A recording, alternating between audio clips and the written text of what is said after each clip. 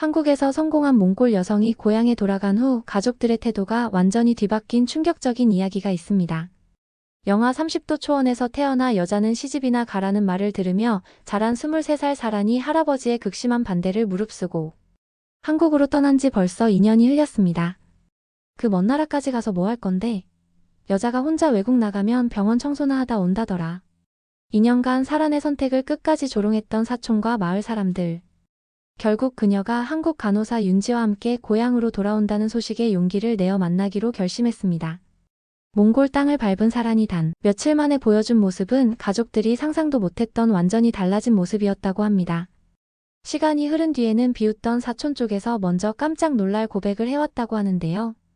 너는 현실을 모른다며 조롱했던 가족들의 마음을 완전히 바꿔놓은 것은 과연 무엇이었을까요? 이제 사란의 놀라운 성공담과 통쾌한 역전 스토리를 함께 만나보시죠.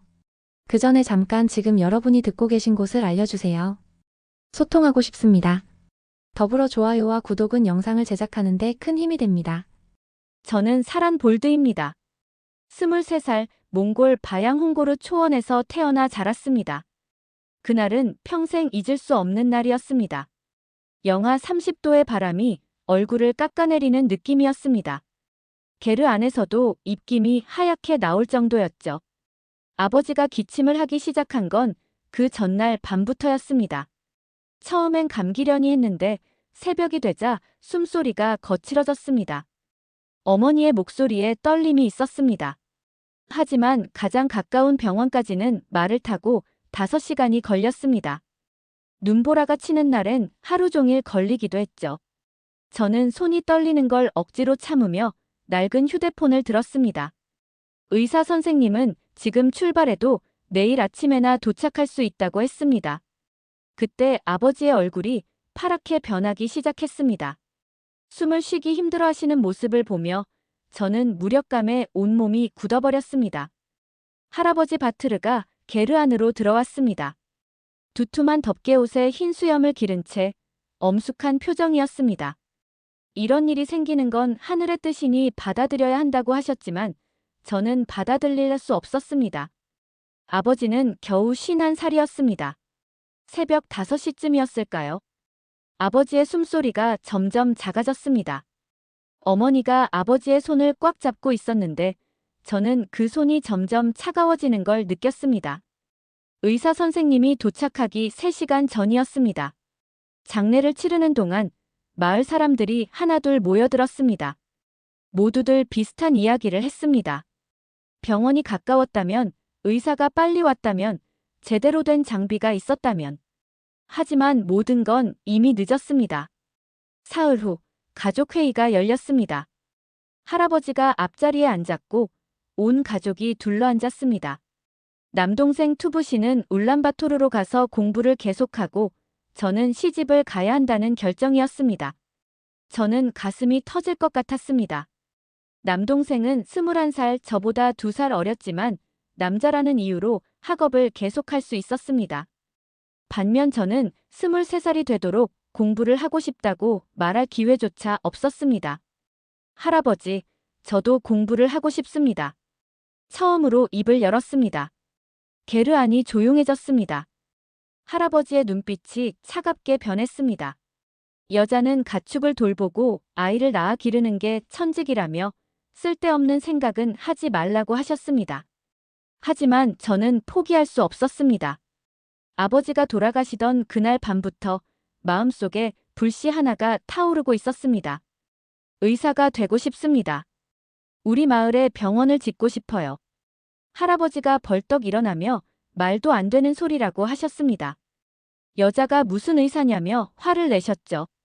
그날 밤 저는 잠들 수 없었습니다. 게르 밖으로 나가서 별을 보았습니다. 바람이 차갑게 불어왔지만 가슴속은 뜨거웠습니다. 촛불을 켜고 낡은 노트북을 열었습니다. 한국 의료 다큐멘터리를 찾아봤습니다. 화면 속에서 한국의 응급실이 나왔습니다. 아시아에서 가장 빠른 응급 이송 시스템을 자랑하는 한국은 환자가 신고한 후 평균 7분 만에 현장에 도착한다고 했습니다. 7분. 저희 마을에선 의사가 오기까지 5시간이 걸렸는데 한국은 7분이었습니다. 화면 속 의료진들이 신속하게 움직이는 모습을 보면서 가슴이 뛰었습니다. 다음 날 새벽, 아버지 무덤으로 갔습니다. 언 땅 위에 무릎을 꿇고 앉았습니다. 이젠 누가 뭐래도 제 길은 제가 정하겠다고 다짐했습니다.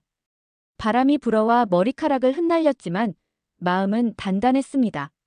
그때부터였습니다. 제 진짜 인생이 시작된 건. 그로부터 한 달이 지났습니다. 저는 매일 아버지 무덤을 찾아가 의사가 되겠다는 다짐을 되새겼습니다. 하지만 현실은 녹록지 않았습니다. 할아버지는 저를 보는 시선이 차가워졌고 가족들은 시집 이야기만 꺼냈습니다. 그런 어느 날 울란바토르에서 간호사로 일했던 이모가 찾아왔습니다. 이모는 게르 안에 앉자마자 신나는 소식이 있다며 저를 불렀습니다. 한국 대학병원에서 몽골 간호 보조 인턴을 뽑는다는 것이었습니다. 1년 계약에 월급이 $350였습니다. 350달러. 저희 마을에서 1년 동안 벌 수 있는 돈의 3배였습니다. 심장이 두근거렸습니다. 이모는 계속 설명했습니다. 한국어 기초만 할 수 있으면 되고 병원에서 따로 교육을 해준다는 것이었습니다. 경쟁이 치열할 거라는 경고도 잊지 않았습니다. 저는 그 자리에서 지원하겠다고 말했습니다. 이모는 걱정스러운 표정을 지었습니다. 한국은 우리와 다르고 모든 게 빠르고 정확해야 하며 실수하면 바로 해고라고 했습니다. 하지만 저는 이미 마음을 정했습니다. 이게 제 마지막 기회라는 걸 알고 있었습니다. 문제는 가족이었습니다. 저녁 식사 때 이야기를 꺼냈더니 게르 안이 얼어붙었습니다. 할아버지가 먼저 입을 열었습니다. 한국 가면 여자는 버려진다는 소문을 들었다며 절대 안 된다고 하셨습니다. 어머니도 걱정스러워했습니다. 딸을 그렇게 먼 곳에 보낼 수 없다며 눈물을 글썽였습니다. 하지만 가장 큰 문제는 사촌 보로르였습니다. 보로르는 30살로 예전에 한국에서 일하다가 실패하고 돌아온 경험이 있었습니다. 그는 비웃는 듯한 표정으로 저를 바라봤습니다. 사라는 한국 가서 병원 청소나 하다 올 거야. 꿈은 꿔도 현실을 봐야지. 그 말에 가슴이 찢어질 것 같았습니다. 하지만 저는 참았습니다. 화를 내봤자 달라질 건 없었으니까요. 대신 조건을 제시했습니다. 1년만 해보겠습니다. 실패하면 돌아와서 시집 가겠어요. 할아버지가 한참을 생각하더니 조건을 내걸었습니다. 1년, 딱 1년만이라고 하셨습니다. 그리고 실패하면 다시는 이런 말하지 말라고 하셨죠. 저는 고개를 끄덕였습니다. 1년이면 충분했습니다. 제가 할 수 있다는 걸 증명할 시간으로는 말이죠. 그날 밤 몰래 지원서를 작성했습니다. 손이 떨려서 몇 번이나 다시 썼습니다. 한국어로 된 부분은 이모가 도와줬습니다. 자기소개서에는 아버지 이야기와 의사가 되고 싶다는 꿈을 정성스럽게 적었습니다. 지원서를 제출하고 한 달을 기다렸습니다. 그 한 달이 1년처럼 길게 느껴졌습니다. 매일 휴대폰을 확인했고 밤마다 한국어 공부를 했습니다. 이모가 빌려준 한국어 교재를 외울 정도로 반복해서 읽었습니다. 그러던 어느 날 합격 통보가 왔습니다. 손이 떨려서 휴대폰을 제대로 잡을 수 없었습니다. 이모에게 전화를 걸어 확인을 부탁했습니다. 축하한다는 이모의 목소리를 듣는 순간 저는 그 자리에서 울었습니다. 기쁨의 눈물이었습니다. 가족에게 소식을 전했을 때 분위기는 복잡했습니다. 어머니는 자랑스러워하면서도 걱정했고 할아버지는 못마땅해했습니다. 보로르는 여전히 믿지 않는다는 표정이었습니다. 어차피 한 달도 못 버틸 거라며 한국 사람들이 얼마나 까다로운지 모른다고 했습니다. 저는 더 이상 그런 말에 흔들리지 않았습니다. 이미 제 마음은 한국으로 향하고 있었으니까요. 아버지 무덤 앞에서 마지막 인사를 드렸습니다. 이제 정말 시작이라며 꼭 성공해서 돌아오겠다고 다짐했습니다.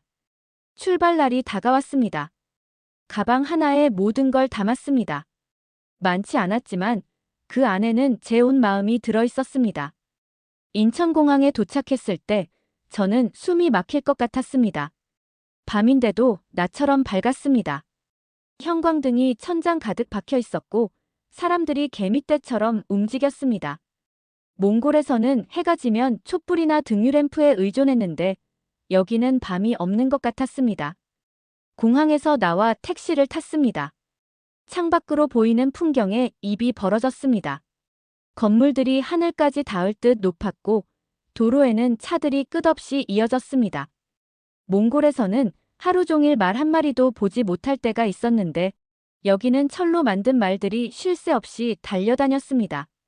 병원에 도착했을 때는 더욱 충격이었습니다. 로비가 우리 마을 게르 20개를 합친 것보다 넓었습니다. 바닥은 거울처럼 반짝였고 벽에는 커다란 화면이 걸려 있었습니다. 화면 속에서 의사들이 웃으며 환자를 돌보는 모습이 나왔습니다. 인사 담당자가 저를 안내했습니다. 엘리베이터를 처음 타봤는데 발밑이 흔들리는 느낌에 벽을 붙잡았습니다. 12층까지 올라가는 동안 귀가 먹먹해졌습니다. 간호부장실에서 첫 오리엔테이션을 받았습니다. 윤지라는 간호사가 저를 담당한다고 했습니다. 30살쯤 되어 보이는 여자였는데 친근하게 웃어줬습니다. 처음이라 많이 어렵죠? 천천히 익숙해지면 돼요.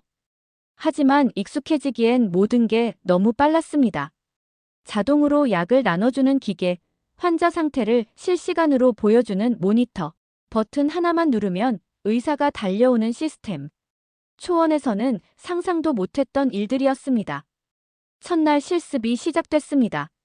환자복을 정리하는 일부터 시작했는데 접는 방법부터 틀렸습니다. 몽골식으로 접었더니 간호사가 다시 해보라고 했습니다. 손이 떨려서 제대로 되지 않았습니다. 점심시간에는 구내식당에 갔습니다. 음식을 담는 쟁반부터 어떻게 써야 할지 몰랐습니다. 다른 사람들을 따라했지만 젓가락질이 서툴러서 음식을 흘렸습니다. 주변 사람들이 쳐다보는 것 같아 얼굴이 빨개졌습니다. 오후에는 환자 병실을 돌았습니다. 침대가 버튼으로 움직이고 화장실에 비상벨이 있고 모든 게 신기했습니다. 하지만 동시에 무서웠습니다. 실수할까봐 손끝이 차갑게 식었습니다. 야간 근무 시간이 되자 더욱 긴장됐습니다. 복도에 혼자 서 있는데 갑자기 알람이 울렸습니다. 어떻게 해야 할지 몰라 우두커니 서 있었더니 윤지가 달려왔습니다. 괜찮아요. 처음엔 다 그래요. 윤지가 따뜻한 커피 한 잔을 건네줬습니다. 종이컵을 받는 순간 눈물이 날 것 같았습니다. 몽골에서는 차가운 우유나 마유주만 마셨는데 뜨거운 커피가 이렇게 따뜻할 줄 몰랐습니다. 여긴 내가 설 곳이 아니야. 그런 생각이 머릿속을 맴돌았습니다. 하지만 윤지의 미소를 보며 마음을 다잡았습니다. 분명 길이 있을 거라고, 포기하면 안 된다고 스스로에게 말했습니다. 한 달이 지나고 첫 월급을 받았습니다. 윤지가 봉투를 건네주는 순간 손이 떨렸습니다. 350달러.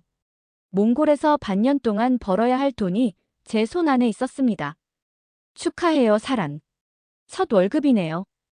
윤지의 따뜻한 목소리가 들렸지만 저는 봉투만 바라보고 있었습니다. 아버지가 살아계셨다면 이 돈으로 병원비를 낼 수 있었을 텐데. 그런 생각에 가슴이 먹먹해졌습니다. 그날 밤 기숙사방에서 가족들에게 영상통화를 걸었습니다. 어머니의 얼굴이 화면에 나타났을 때 눈물이 났습니다. 한 달 만에 본 어머니는 더 늙어 보였습니다. 사란아, 많이 힘들지? 밥은 제대로 먹고 있니? 저는 월급 봉투를 카메라에 비춰드렸습니다. 어머니의 눈이 커졌습니다. 할아버지도 옆에서 보고 계셨는데 표정이 복잡해 보였습니다. 이 돈으로 아버지 묘 주변에 울타리를 만들어주세요. 그리고 어머니 약값도 내세요. 200달러를 고향으로 보냈습니다. 제게는 150달러가 남았는데 몽골에서 석 달치 생활비였습니다. 처음으로 제가 가족을 도울 수 있다는 게 믿어지지 않았습니다. 일주일 후 고향 친구 바트 치맥에게서 메시지가 왔습니다. 사란, 내가 보낸 돈으로 정말 울타리 만들었어. 다들 놀라고 있어. 그런데 언제 돌아올 거야? 한국 생활 힘들다며. 메시지 뒤에는 웃는 이모티콘이 있었지만 그 안에 숨은 의미를 알 수 있었습니다. 아직도 제가 실패할 거라고 생각하는 사람들이 많았습니다. 사촌 보로르에게서도 연락이 왔습니다. 돈 보낸 건 좋은데 곧 떨어질 텐데 왜 그래? 한국에서 1년 버티는 몽골 사람 거의 없어. 그 말에 화가 났지만 동시에 더 잘해야겠다는 생각이 들었습니다. 저는 절대 포기하지 않을 거라고 다짐했습니다. 어머니에게서 사진이 왔습니다. 아버지 무덤 주변에 하얀 울타리가 둘러쳐져 있었습니다. 깔끔하고 정성스럽게 만들어진 울타리였습니다. 사진 아래 어머니가 쓴 글이 있었습니다. 살아나, 아버지가 자랑스러워 하실 거야. 우리 딸이 이렇게 훌륭하게 자랐다고. 그 글을 읽는 순간 울음이 터졌습니다. 기숙사 방에서 혼자 소리내어 울었습니다. 한 달 동안 쌓인 피로와 스트레스, 그리고 가족에 대한 그리움이 한꺼번에 쏟아졌습니다. 다음 날 출근할 때 마음이 한결 가벼웠습니다. 윤지가 제 표정을 보더니 물었습니다. 뭔가 좋은 일 있었어요? 저는 아버지 무덤 사진을 보여드렸습니다. 윤지가 사진을 보더니 감탄했습니다. 와, 정말 아름다워요. 부모님을 이렇게 챙기는 사람이 대단해요. 그날부터 일에 더욱 집중했습니다. 환자들을 돌볼 때마다 아버지 생각이 났습니다. 만약 아버지가 이런 병원에서 치료받을 수 있었다면. 그런 마음으로 더욱 정성스럽게 환자들을 돌봤습니다. 저녁에 기숙사로 돌아와서 한국어 공부를 했습니다. 월급을 받았으니 이제 진짜 시작이었습니다. 부끄럽지 않은 딸이 되겠다는 다짐을 마음에 새겼습니다. 석 달이 지나자 한국어가 늘었습니다. 처음엔 안녕하세요도 어색했는데 이제는 환자들과 간단한 대화를 할 수 있었습니다. 윤지가 제 발음을 고쳐주며 칭찬해줄 때마다 기분이 좋았습니다. 어느 토요일, 윤지가 특별한 제안을 했습니다. 사란, 농촌 의료 봉사 가볼래요? 좋은 경험이 될 거예요. 농촌 봉사라니 설렜습니다. 고향과 비슷한 곳을 갈 수 있다는 생각에 바로 참여하겠다고 했습니다. 경기도 양평의 작은 마을에 도착했을 때 정말 고향 같았습니다. 산으로 둘러싸인 조용한 마을이었고 할머니, 할아버지들이 우리를 반갑게 맞아주셨습니다. 어머, 이 친구 외국에서 왔네. 어디서 왔어? 70대쯤 되신 할머니가 제 손을 잡으며 물어보셨습니다. 몽골에서 왔다고 하니 신기해 하셨습니다. 몽골? 우리 동네 소년이 몽골 가서 양치는 체험했다던데. 거기가 정말 넓다며? 할머니의 따뜻한 손길이 어머니 손 같았습니다. 갑자기 고향이 그리워졌습니다. 봉사활동 중에 가장 기억에 남는 건 원격 진료 시스템이었습니다. 할아버지 한 분이 당뇨로 고생하고 계셨는데 작은 기계로 서울대학병원 의사와 실시간으로 상담을 받을 수 있었습니다. 화면으로 의사 선생님을 만날 수 있다니 정말 신기하네. 할아버지가 감탄하시는 모습을 보며 저는 고향 생각이 났습니다. 만약 우리 마을에도 이런 시스템이 있었다면 아버지를 살릴 수 있었을 텐데. 가슴이 아팠습니다. 윤지가 제 표정을 알아챘습니다. 사란, 괜찮아요? 저는 아버지 이야기를 했습니다. 병원까지 5시간이 걸려서 치료받지 못하고 돌아가셨다고. 윤지가 제 손을 꽉 잡아줬습니다. 그래서 의사가 되고 싶구나. 사란의 꿈이 정말 멋져요. 그날 밤 숙소에서 윤지와 깊은 이야기를 나눴습니다. 윤지는 처음에 간호사가 되려던 이유를 들려줬습니다. 저도 어릴 때 할머니가 병원에서 돌아가셨어요. 그때 간호사분이 마지막까지 손 잡아주시더라고요. 그 모습이 너무 따뜻해서 간호사가 되고 싶었어요. 우리는 밤늦게까지 이야기했습니다. 서로의 꿈과 아픔을 나누니까 마음이 가까워졌습니다. 서울로 돌아와서도 그 감동이 남아있었습니다. 환자들을 볼 때마다 농촌 할머니들 얼굴이 떠올랐습니다. 그분들이 저를 선생님이라고 불렀던 기억이 자꾸 생각났습니다. 한 달 후, 윤지가 중요한 소식을 전해줬습니다. 사란, 오윤수 팀장님이 부르세요. 좋은 얘기일 것 같아요. 팀장실에 들어가니 오윤수 팀장이 미소 지으며 말했습니다. 사란 씨, 일 정말 잘해요. 환자들이 사란 씨를 많이 찾아요. 정식 직원으로 계약할 생각 있어요? 정식 직원. 꿈에도 생각 못했던 제안이었습니다. 하지만 동시에 고민이 생겼습니다. 계약이 끝나면 고향으로 돌아가겠다고 약속했는데 이제 어떻게 해야 할까요? 그날 밤 가족들과 영상통화를 했습니다. 정식 채용 제안을 받았다고 하니 어머니가 기뻐하셨습니다. 우리 딸이 정말 대단하구나. 하지만 할아버지는 여전히 돌아오라고 하셨습니다. 저는 고민에 빠졌습니다. 고향의 뿌리와 새로운 미래 사이에서 선택해야 했습니다. 정식 채용 제안을 받고 일주일이 지났습니다. 매일 밤 잠들기 전까지 고민했습니다. 고향으로 돌아가야 할지, 한국에 남아야 할지. 두 갈래 길 앞에 서 있는 기분이었습니다. 가족들의 연락이 계속 왔습니다. 어머니는 제가 하고 싶은 대로 하라고 하셨지만 목소리에서 그리움이 느껴졌습니다. 할아버지는 약속을 지켜야 한다며 돌아오라고 하셨습니다. 1년이라고 했잖느냐. 이제 충분히 경험했으니 돌아와서 시집 가라. 사촌 보로르도 메시지를 보냈습니다. 사란, 너무 욕심내지 마. 고향이 내 자리야. 한국에서 아무리 잘해도 결국은 외국인이잖아. 그 말이 가슴에 박혔습니다. 정말 그럴까요? 저는 여기서 아무리 노력해도 외국인일 뿐일까요? 병원에서도 변화가 있었습니다. 환자들이 저를 찾는 일이 많아졌습니다. 특히 김철수 아저씨는 제가 없으면 섭섭해 하셨습니다. 사란아, 너 덕분에 병원 생활이 견딜만해. 우리 딸보다 더 잘 챙겨주네. 이런 말씀을 들을 때마다 뿌듯했습니다. 동시에 책임감도 느꼈습니다. 이분들이 저를 필요로 한다는 걸 알 수 있었습니다. 윤지와 함께 점심을 먹으며 고민을 털어놨습니다. 선생님, 저 어떻게 해야 할까요? 가족은 돌아오라고 하고 여기선 남으라고 하고. 윤지가 젓가락을 내려놓으며 진지하게 말했습니다.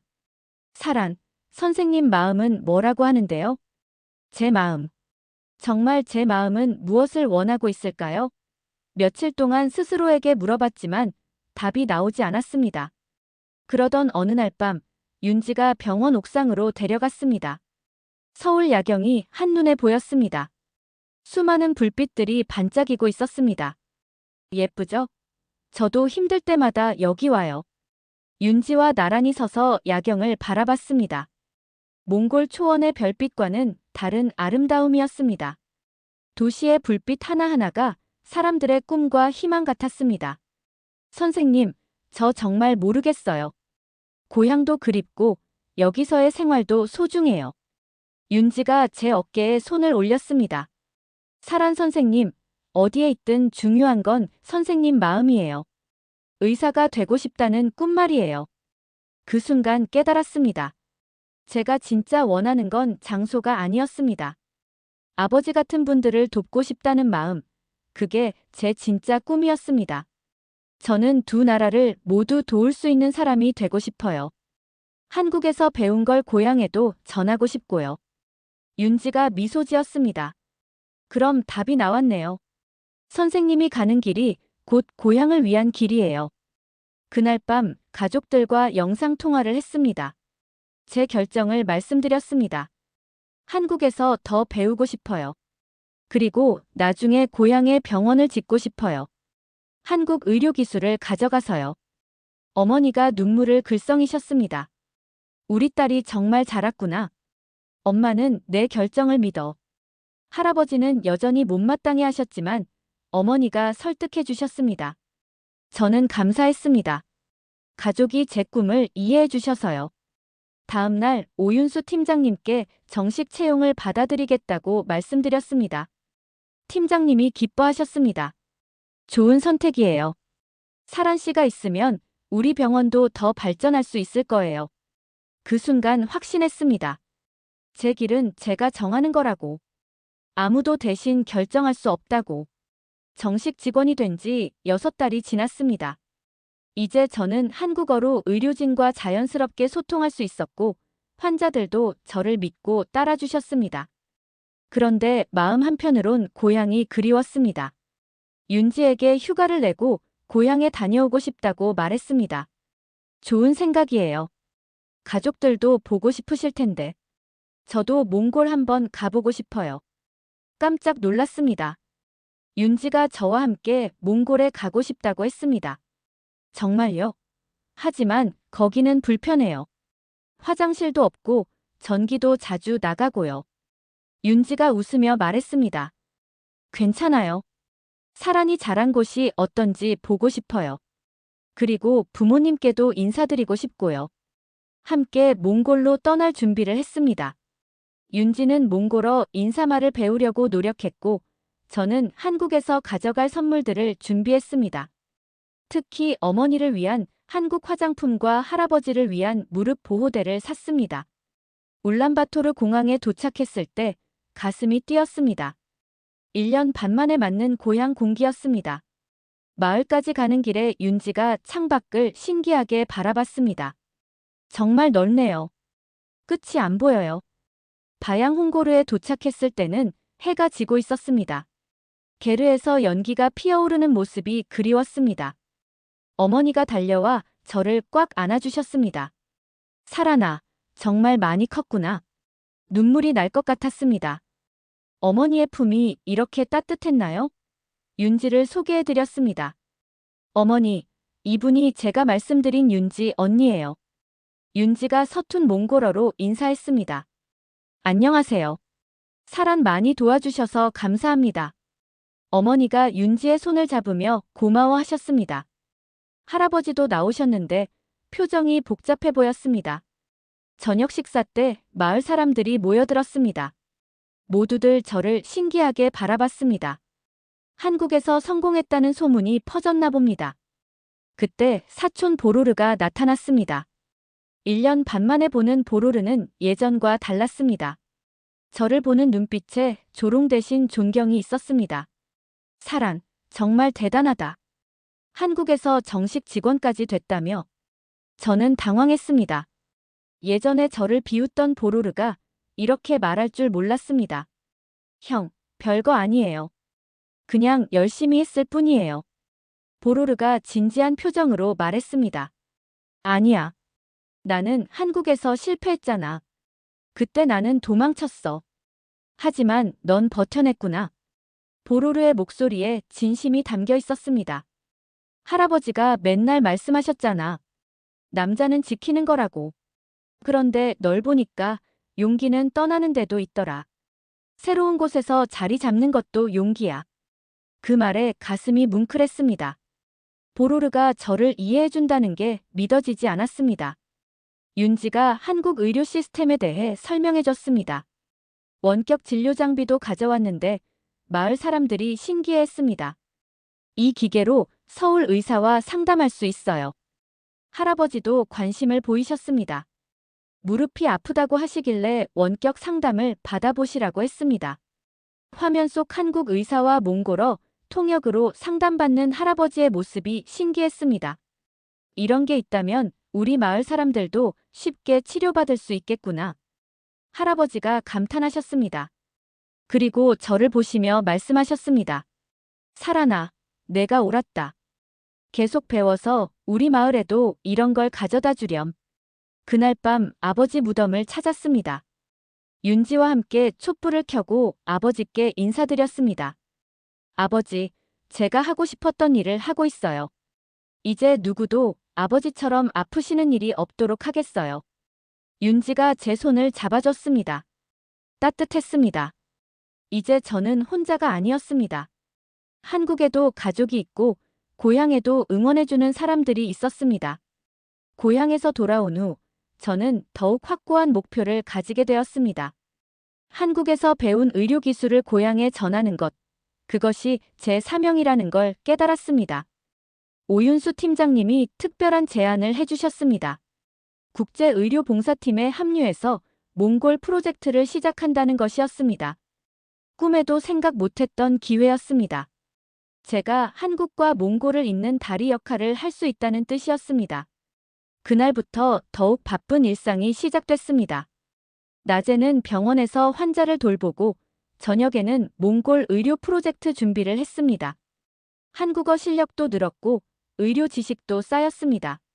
석 달 후 드디어 몽골 의료 봉사가 시작됐습니다. 한국 의료진 5명과 함께 바양 홍고르로 갔습니다.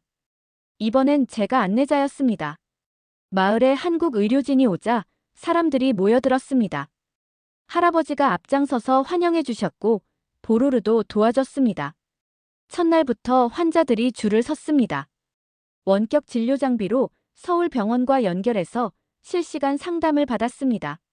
할머니 한 분이 심장 검사를 받으셨는데 화면 속 한국 의사가 정확한 진단을 내려주셨습니다. 이렇게 멀리서도 의사를 만날 수 있다며 할머니가 감격해 하셨습니다. 사흘간의 봉사가 끝난 후 마을 사람들이 작은 잔치를 열어줬습니다. 할아버지가 일어나서 말씀하셨습니다. 사란이가 우리 마을의 자랑이라고 멀리 가서 배운 걸 고향에 나눠주는 착한 손녀라고 하셨습니다. 윤지가 몽골어로 준비한 인사말을 했습니다. 사란 덕분에 몽골을 알게 되어 기쁘고 앞으로도 계속 돕겠다고 했습니다. 마을 사람들이 박수를 쳤습니다. 서울로 돌아와서도 몽골 프로젝트는 계속됐습니다. 정기적으로 원격 상담을 하고 의료진 교육 프로그램도 만들었습니다. 제가 통역하고 조율하는 역할을 했습니다. 1년 후 바양 홍고르에 작은 의료센터가 문을 열었습니다. 한국 정부와 병원이 함께 지원한 프로젝트였습니다. 개소식에 참석해서 아버지 무덤 앞에서 보고드렸습니다. 이제 우리 마을 사람들은 더 이상 아프지 않아도 된다고 한국 의사들이 항상 함께 있다고 말씀드렸습니다. 그날 밤 초원에서 별을 보며 생각했습니다. 3년 전 촛불 켜놓고 한국 다큐멘터리를 보던 그때가 떠올랐습니다. 그때는 꿈이었는데 이제는 현실이 되었습니다. 윤지가 옆에 앉아 행복하냐고 물었습니다. 저는 고개를 끄덕였습니다. 정말 행복하다고, 이제 누구도 제 미래를 대신 결정할 수 없다고 말했습니다. 제 길은 제가 정하는 거니까요. 하늘에 별이 반짝였습니다. 한국의 불빛과 몽골의 별빛이 제 마음속에서 하나가 되었습니다. 저는 두 나라를 사랑하는 사람이 되었고 두 나라를 잇는 다리가 되었습니다. 여러분은 언제 자신만의 길을 찾으셨나요? 가족의 반대나 주변의 시선에도 불구하고 꿈을 포기하지 않았던 경험이 있으신가요? 댓글로 여러분의 이야기를 들려주세요. 이 영상이 마음에 닿으셨다면 구독과 좋아요도 부탁드립니다.